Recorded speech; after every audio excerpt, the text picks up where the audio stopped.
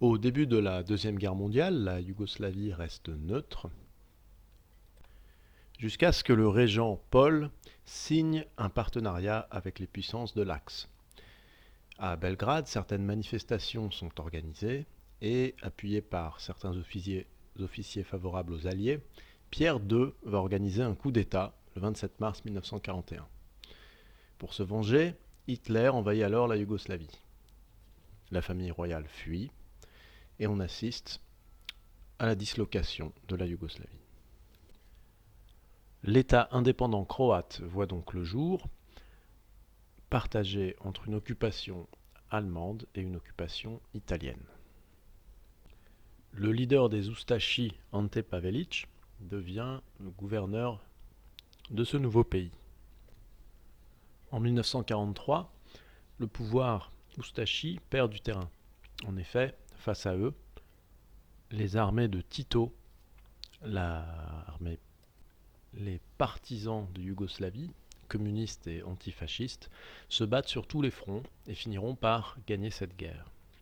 La Yougoslavie communiste, menée par Tito, s'emparera alors aussi de certaines régions de Serbie pour au final former la Yougoslavie. Les catholiques, et principalement les catholiques de Croatie et de Slovénie, se trouvent désormais face à un ennemi qui lutte ouvertement contre la religion, via le matérialisme athée et le régime communiste, voue une haine particulière à toute religion, y compris orthodoxe, musulmane. Nous passons donc d'une Yougoslavie royaliste avec un combat pernicieux contre le catholicisme motivé par une hégémonie pro-serbe et pro-orthodoxe à un pays qui se bat contre toutes les religions. Pendant la Deuxième Guerre mondiale, le gouvernement d'Ante Pavelić a déclaré l'interdiction de l'église orthodoxe serbe sur le territoire croate. Il obligea aussi les fidèles orthodoxes à se convertir au catholicisme par la force. De nombreuses conversions par la force, de nombreux massacres seront commis sur la population orthodoxe serbe. Tito, qui venait d'arriver au pouvoir, avait besoin d'asseoir son autorité.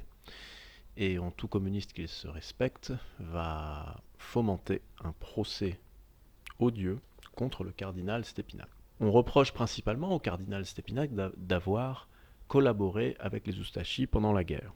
On lui reproche de ne pas aimer les orthodoxes, on lui reproche aussi de ne pas aimer les juifs, et on lui reproche de ne pas s'être opposé aux politiques des Oustachis. Son avocat, M. Mestrović, déclare: il est absolument faux d'accuser Stepinac d'avoir haï les Serbes orthodoxes et de les avoir convertis par la force au catholicisme à l'époque des Oustachis.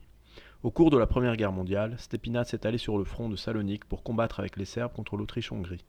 Il n'a pas fait ça par esprit d'aventure, mais par un sentiment fraternel, ne prévoyant pas plus qu'aucun des volontaires que Belgrade, après l'Union, établirait l'hégémonie et la terreur sur la Croatie et les Croates.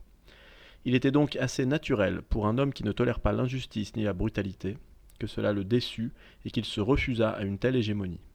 Il respectait la dignité nationale et individuelle, il était pour la victime, quelle qu'elle en fût, d'autant plus qu'il s'agissait de son peuple. Il ne se mêlait pas de politique, mais devenu archevêque, il condamnait tout acte inhumain, soit dans le pays, soit à l'étranger, en commençant par ceux du roi Alexandre jusqu'à ceux de Pavelić.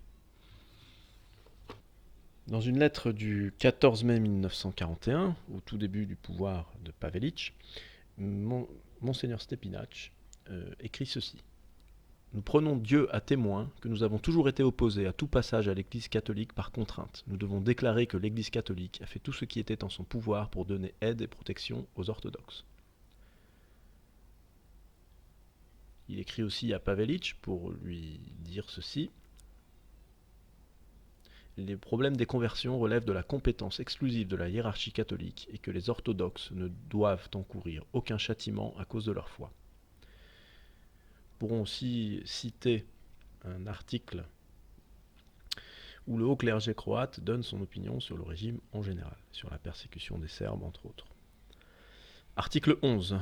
Pour pouvoir recevoir ces orthodoxes à la foi catholique, il est nécessaire de créer d'abord dans la population la base psychologique indispensable pour un acte de cette nature.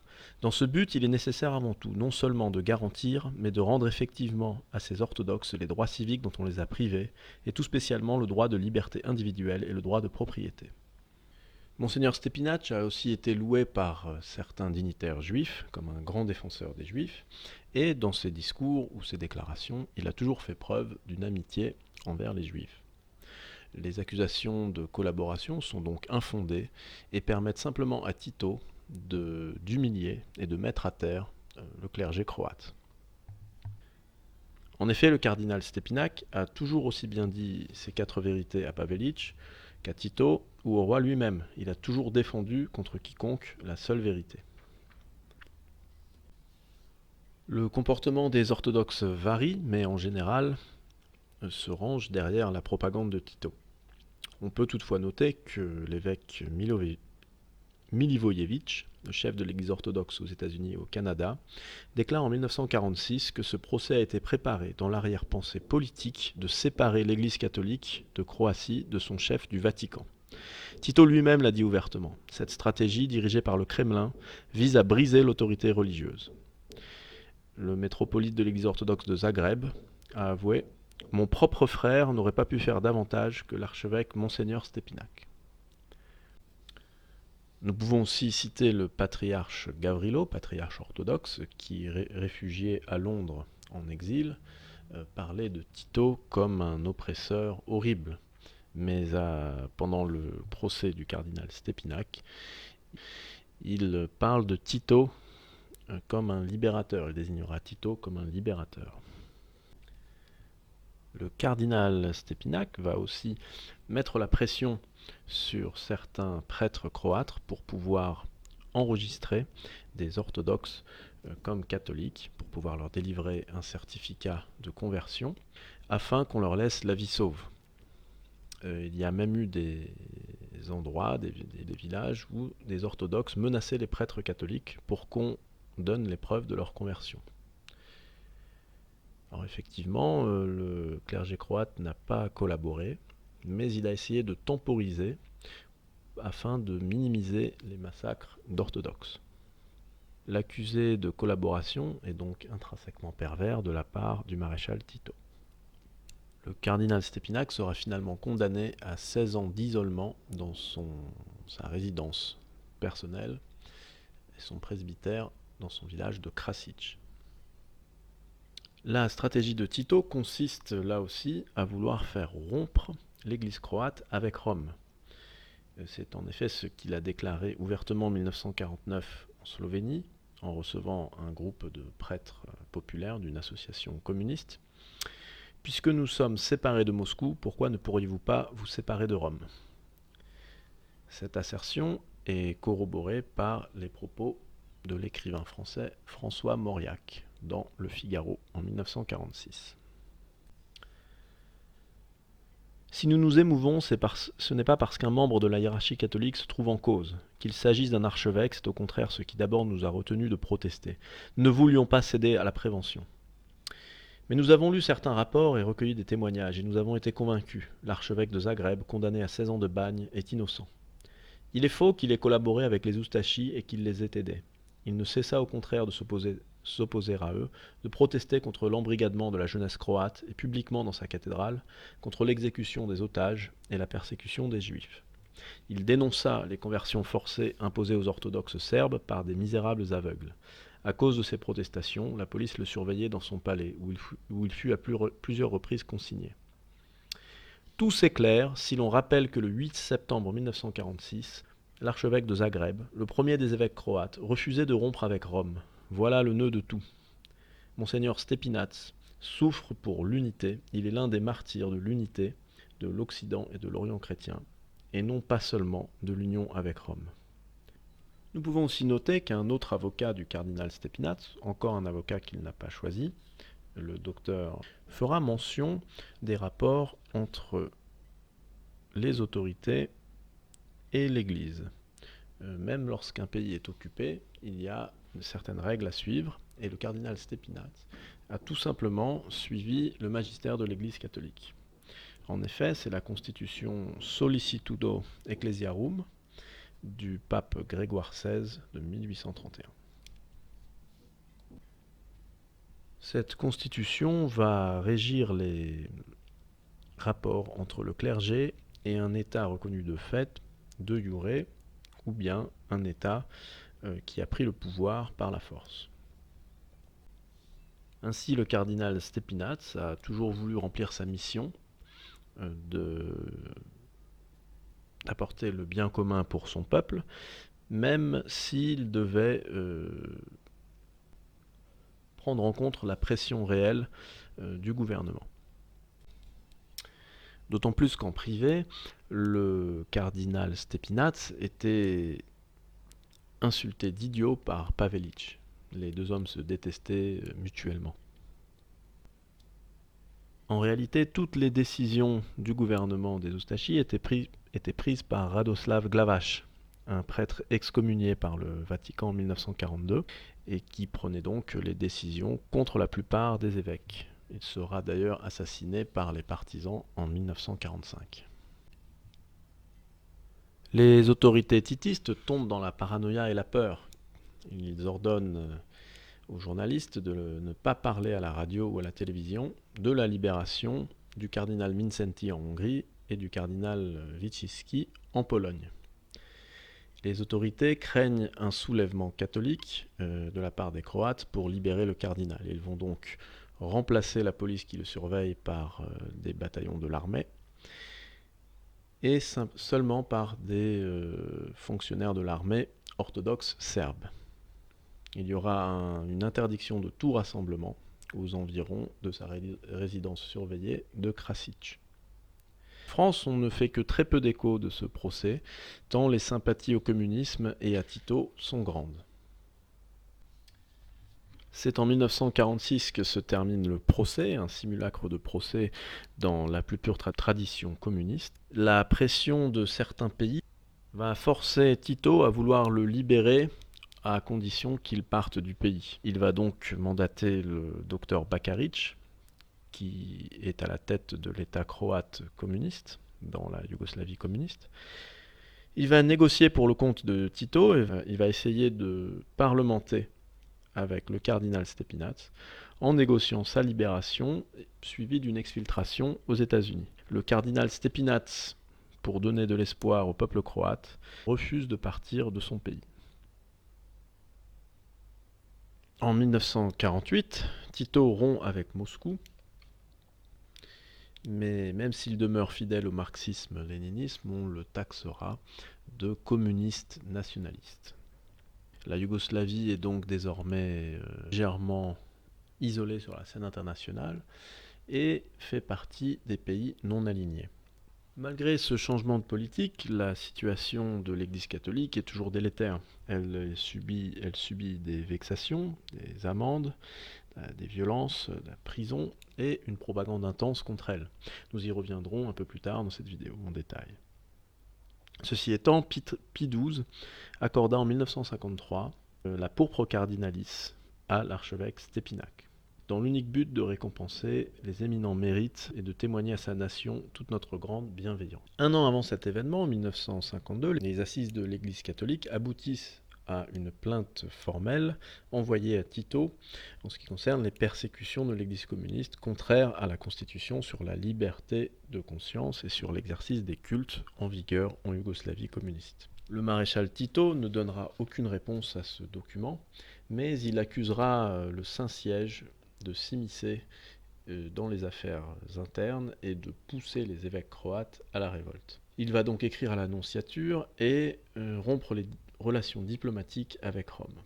Le Vatican répondra par une lettre très fournie en attaquant le Parti communiste avec des faits tangibles qui seront décrits dans cette lettre. La réponse sera bien évidemment ignorée, Tito parlant d'impérialisme du Vatican, d'impérialisme italien. Tito va ensuite essayer de négocier directement avec les évêques croates, mais les évêques croates refusent de négocier avec lui, de trouver un accord qui leur paraisse totalement disproportionné. Tito veut en effet simplement subjuguer l'Église catholique à son gouvernement. Voyons désormais ce qui se trouvait dans ce document de l'épiscopat croate et ce qui se trouvait en détail dans la réponse du Vatican. Dans la lettre mémorandum des évêques au maréchal Tito, nous trouvons des exemples de la persécution du gouvernement. L'église la plus importante, l'église Saint-Joseph à Ljubljana, un joyau de l'art religieux, a été enlevé aux catholiques et donné à la secte vieille catholique. On arrache des images saintes et des croix, et on n'arrête pas les auteurs de cette profanation. En Slovénie, d'autres localités ont été visées par des profanations. On a démoli l'église des Carmélites, et on a aussi démoli une belle chapelle en haut d'une colline, près de Rijeka.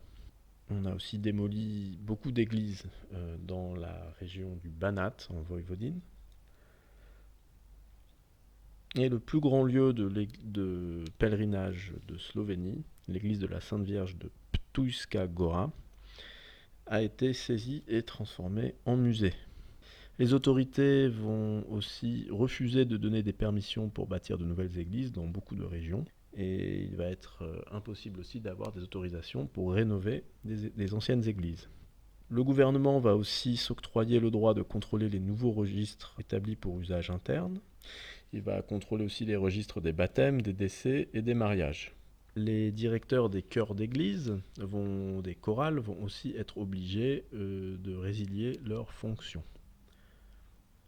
Les processions sont pour la plupart du temps interdites. La liberté de prédication est également menacée avec des agents qui contrôlent chaque sermon, notamment en Bosnie et en Herzégovine.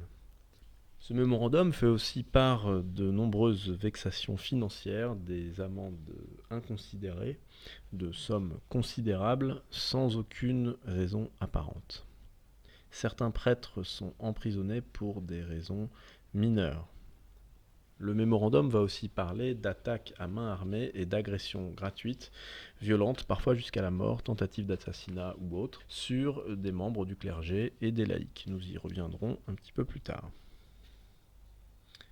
On va aussi molester les enfants des écoles pour savoir qui a assisté à la messe du dimanche. La presse catholique est aussi anéantie. On les accable d'impôts, on les interdit de publier, on nationalise des imprimeries et on contrôle ce qu'ils veulent bien écrire. Ainsi, on aura une amende de 90 000 dinars pour un journal commentaire, un discours contre la religion. Et nous avons aussi l'exemple d'un journal, Gore Srča, dont le rédacteur en chef a été condamné à 6 mois de prison ferme pour avoir publié un article sur les écoles athées et aussi pour avoir imprimé la lettre apostolique de Pie XII, Sacro Vergente Anno, et qui, entre autres, s'adresse au peuple de Russie. La fin de ce mémorandum, je vais vous la citer. L'épiscopat catholique a toujours agi en parfaite loyauté à l'égard de l'ordre civil. Nous désirons garder cette attitude franche. Nous ne sommes pas des révolutionnaires. Au contraire, nous aimons loyalement notre patrie, nous demandons à nos prêtres et à nos fidèles de voir de bon œil tout ce qu'il y a de positif dans l'ordre social et politique actuel. Avec nos fidèles, nous voulons l'intégrité de nos frontières et nous sommes prêts à tout sacrifice pour le bien et la prospérité véritable de notre pays.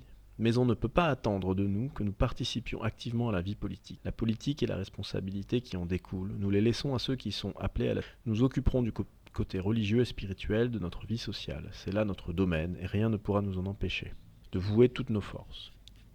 Nous ne demandons pas de privilèges, nous serons contents si l'on nous accorde ce qui nous revient de droit divin et de droit humain. Nous ne désirons pas avoir seulement la liberté de culte, mais aussi les libertés qui sont incluses dans la véritable liberté de conscience et la liberté religieuse, c'est-à-dire la liberté des écoles confessionnelles, la liberté de la presse catholique, la liberté des organisations religieuses et le droit de disposer des moyens matériels indispensables à cet effet. Ces moyens matériels, nous ne voulons pas les recevoir de l'État. Le peuple nous donnera tout cela parce que le peuple croit à son Église et parce que le peuple aime sa religion.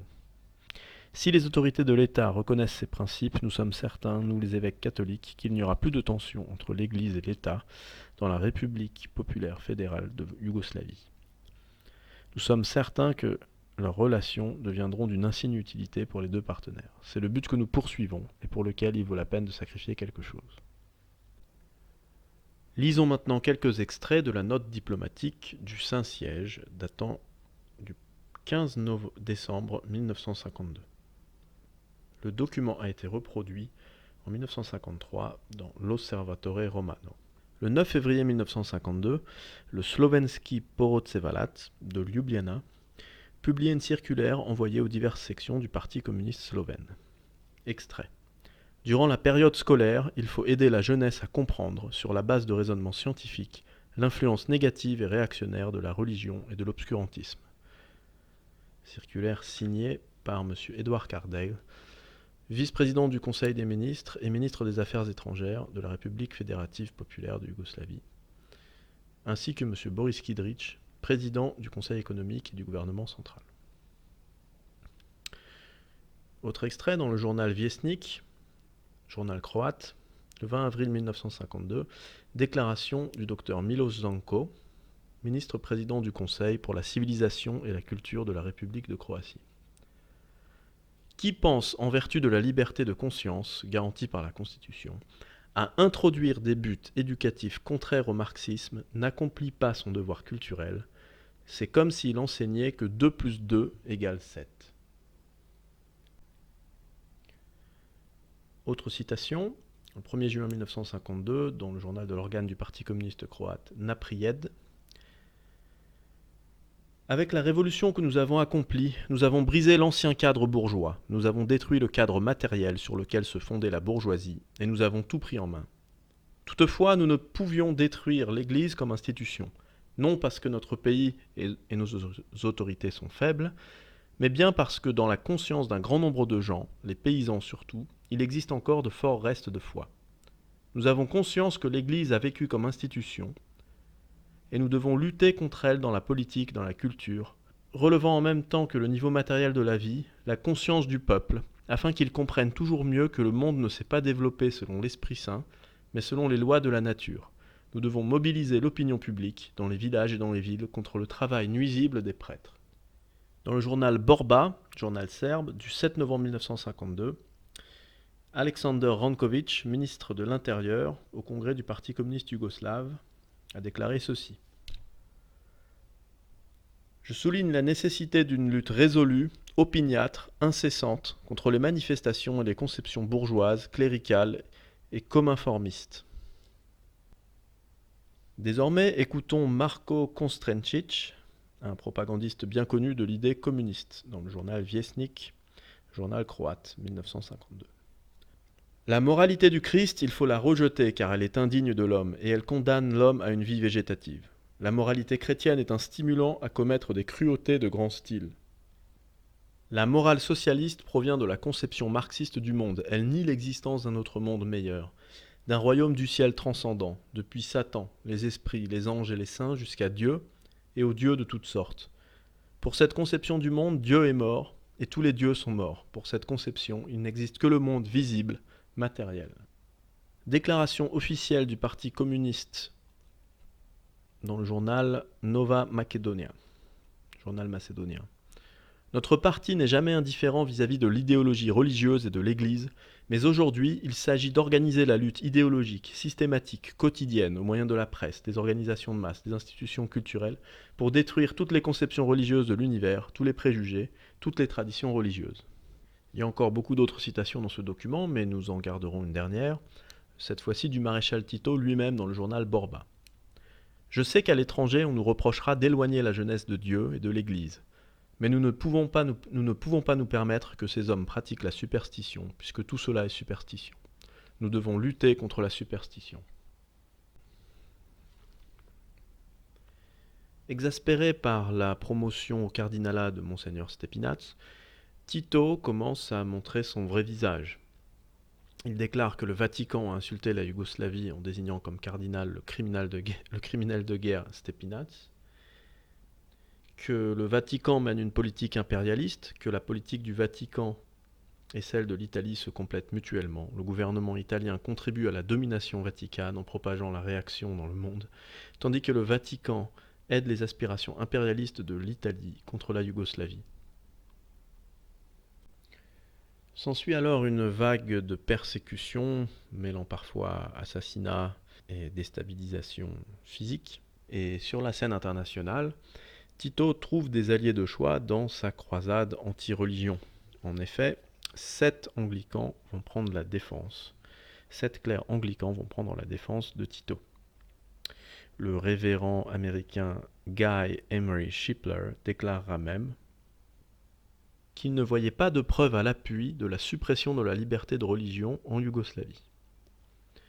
Ce à quoi le cardinal catholique américain archevêque de Boston, Richard Cushing, répond: Je me sens obligé de dénoncer publiquement l'anticatholicisme systématique et funeste de groupes organisés, comme le comité de ministres qui est revenu la semaine dernière de Yougoslavie. Le mal se fait par des hommes, que Dieu leur pardonne, qui portent le titre de révérends. Nous vivons à une mauvaise époque, où peuvent se passer des choses comme l'inféodation à Tito de 7 clergymen protestants triés sur le volet pour défendre sa guerre contre la religion. C'est un problème pour nos compatriotes non catholiques que 7 de leurs ministres puissent se livrer d'un commun accord à une campagne pro-communiste sans être répudiés par leurs coreligionnaires, chrétiens non catholiques. Le patriarche orthodoxe serbe en exil aux États-Unis, Irénei Djordjevic, déclarera aussi son incompréhension. Je ne comprends pas que ces serviteurs de Dieu puissent accepter de gaieté de cœur une invitation de l'une des tyrannies les plus implacables que le monde ait jamais connues. Je voudrais seulement demander à ces clergymen s'ils auraient jugé convenable d'accepter une invitation de Hitler. La tactique de Tito, comme de Staline, consiste à diviser les églises afin d'affaiblir la force de résistance que leur conférait l'Union. Les choses vont s'empirer puisque, à l'occasion du 80e anniversaire de Pie XII, une interdiction absolue d'organiser des cérémonies publiques a été promulguée par le gouvernement. Les membres du clergé furent individuellement informés que tout manquement serait considéré comme un acte de haute trahison et comme un attentat contre la paix internationale. Autre déclaration de Tito.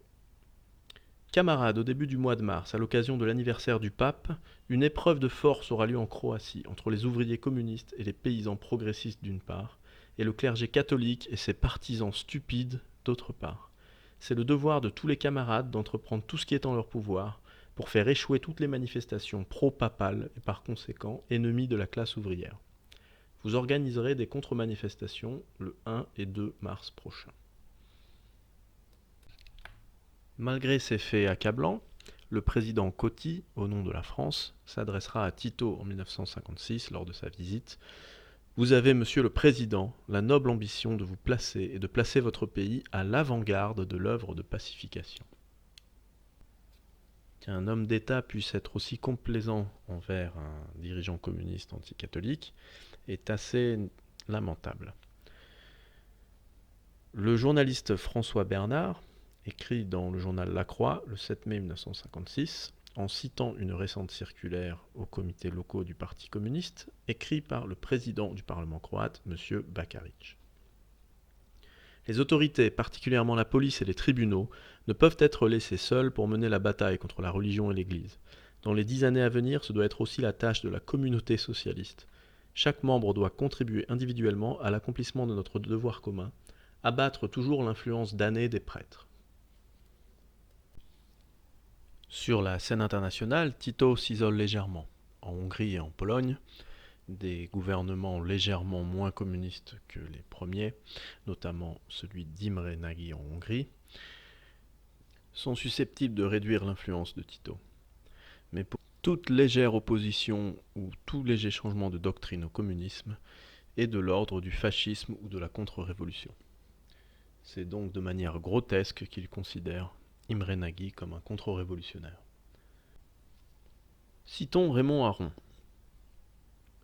Le communisme national du maréchal Tito, à beaucoup d'égards, ne vaut pas mieux que le stalinisme. Nous savons que le maréchal Tito n'est guère moins hostile aux démocraties occidentales que son ancien maître Staline. Nous n'avons aucune illusion sur sa personne ou ses intentions. Le titisme n'a ni portée doctrinale, ni autorité morale. Sur le plan politique, entre la menace du stalinisme et l'aspiration des peuples à la liberté, il représente un expédient, méprisable et nécessaire. Tito entame alors une énième période de persécution pour le clergé catholique. Ils essayent de découvrir des documents chez des gens qui ont de la famille à l'étranger, toujours en agitant le spectre de la traîtrise qui viendrait de l'autre côté de la frontière. Il y aurait des agents partout, c'est une constante dans le communisme. De nombreuses persécutions sur les séminaires et de nombreuses arrestations arbitraires auront lieu. Nous le détaillerons un peu plus tard dans cette vidéo. Enfin, un autre fait d'armes de Tito, Il interdit la lettre apostolique Dum Aerenti Animo, écrite par le pape Pie XII en 1956. Cette encyclique va condamner la persécution de l'Église catholique en Europe de l'Est. La Yougoslavie y est citée expressément. Et l'expert officiel des questions religieuses dans le journal Viesnik, M. Mihovilovic, va nous donner les raisons suivantes à cette interdiction. L'Église catholique, qui pourtant prétend être défenseur de la paix en se vantant fallacieusement de sa branche olivière, parle en réalité constamment de guerre, de front, de bataille et de massacre. Le style d'un commando guerrier suprême invitant à la mort et à la vie, dans un moment décisif de l'offensif, lui est caractéristique. Le pape, comptant sur ceux qui sont fanatisés, affolés et fascinés par son infaillibilité et son autorité spirituelle, fait appel à la révolte contre le régime actuel et contre les autorités de notre État et prépare une croisade de résistance et de désobéissance à nos lois.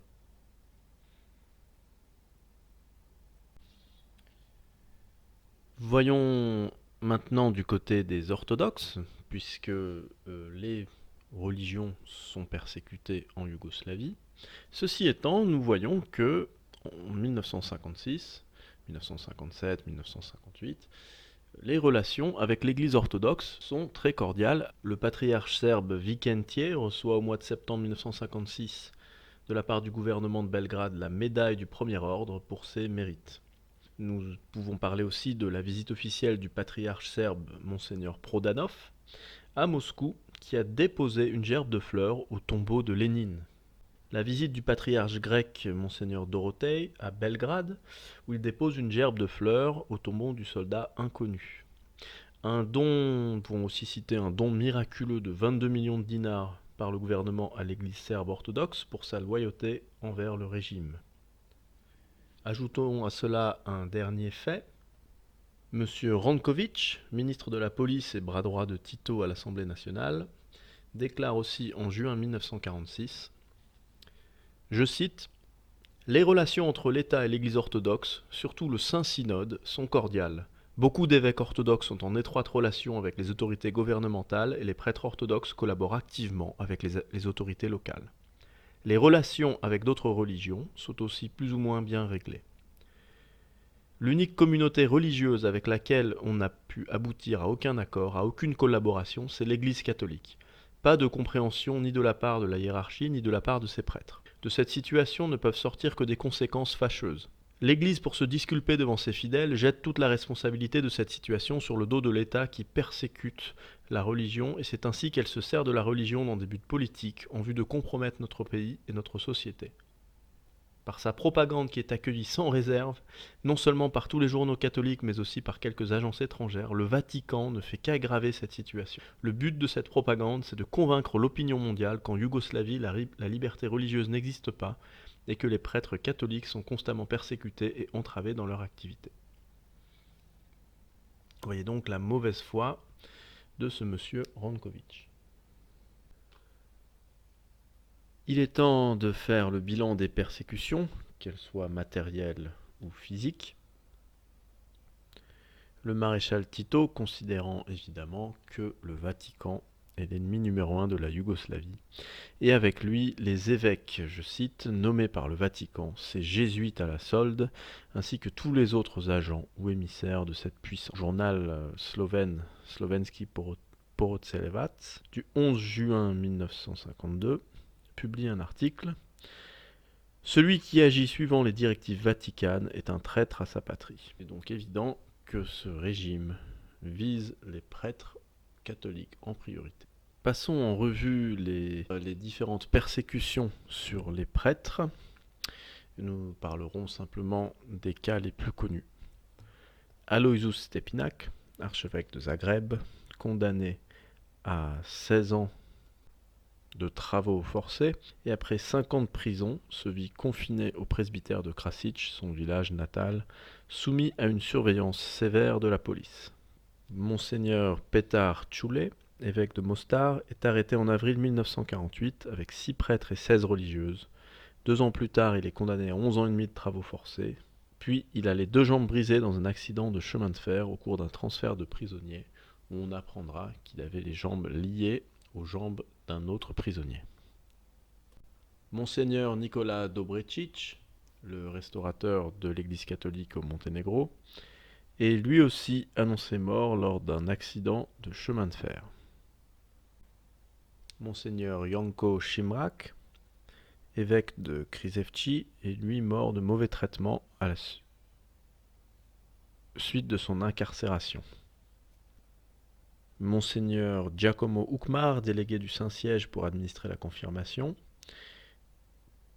en remplacement de Monseigneur Santin, évêque de Trieste, qui avait déjà été victime d'une agression, fut assailli au presbytère de Laniché, où il se rendait pour son ministère. Le curé Miro Bulesic s'étant porté à son secours, fut tué sur place. Monseigneur Ukmar fut transporté à l'hôpital de Fimoré avec une fracture du crâne et d'autres graves blessures.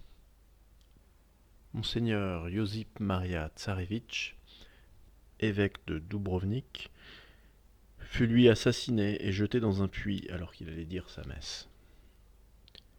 L'évêque de rite grec, Monseigneur Bukatko, fut maltraité, tout comme Monseigneur Joseph Lar, qui se trouvait à Křiževci,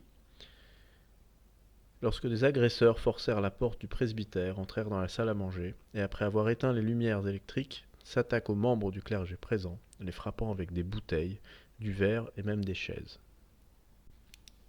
Mais le point culminant de ces sauvageries sera certainement la tentative d'assassinat sur l'évêque de Ljubljana, Monseigneur Anton Wolfk.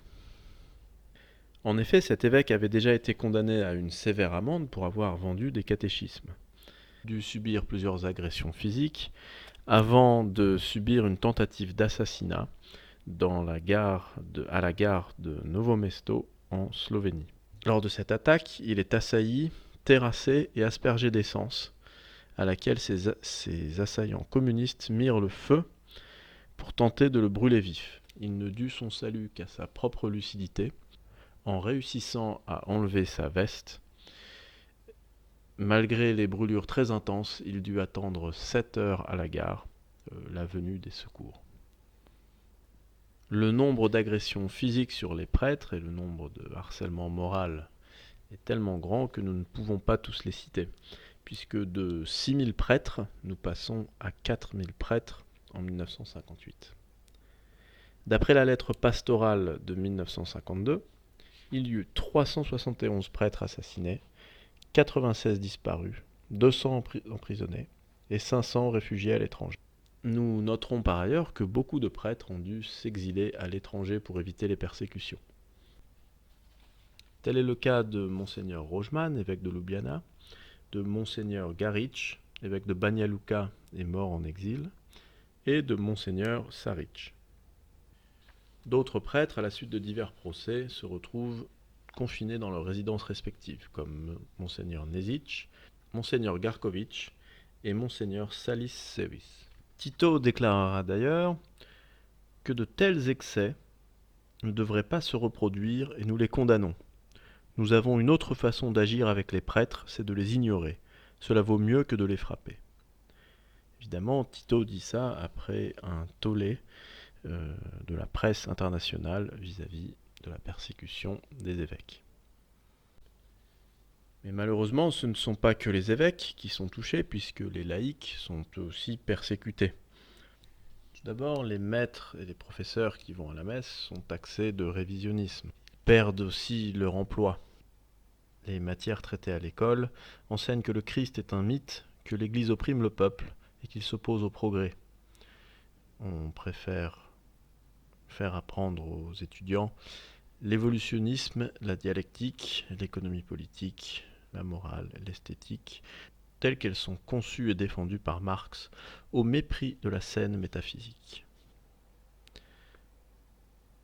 Il y a aussi des enfants qui sont brimés, puisque ceux qui ne récitent pas aux examens Nema Boga, pas de Dieu, sont montrés du doigt. On leur fait chanter des chansons d'inspiration anticléricale et on les invite à les chanter devant des édifices ecclésiastiques.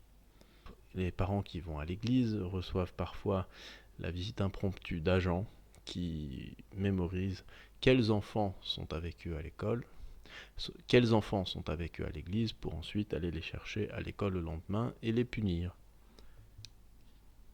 Tout est fait pour détruire l'idée de Dieu dans la tête des enfants et des étudiants. À l'armée, une autre forme de discrimination s'opère.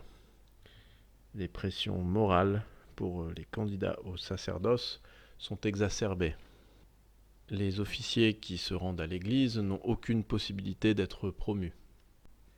La plupart des bâtiments vont aussi être nettoyés, selon l'expression communiste. Selon l'Annuario Pontificio de 1953, ce sont 260 églises qui ont été détruites dans le diocèse de Zagreb, 209 dans le diocèse de Šibenik, 51 dans le diocèse de Đakovo, 47 dans le diocèse de Hvar et 44 dans le diocèse de Senj. Des milliers de sanctuaires sont détruits ainsi que de nombreuses dégradations. De très grandes églises à la valeur historique, notamment celle de Selo près de Ljubljana, sont détruites. L'église des Carmélites est aussi détruite à la dynamite car c'est un monument fasciste selon le gouvernement. L'église sur l'île du lac de Bled est transformée en musée. Le presbytère, lui, est transformé en bar. L'église Saint-Joseph à Ljubljana, en Slovénie, est transférée aux vieux catholiques. Le pèlerinage le plus populaire du pays, à Puška Gora, est transformé en musée. On opérera même une séquestration des offrandes faites par les fidèles. D'autres sortes de brimades vont suivre puisque le gouvernement va inventer une épidémie pour que les pèlerinages n'aient pas lieu. Ceci étant, à la même période, les cinémas vont rester ouverts. On va aussi bombarder les évêques d'Amende lorsqu'ils font sonner les cloches, sous prétexte qu'ils dérangent les travailleurs.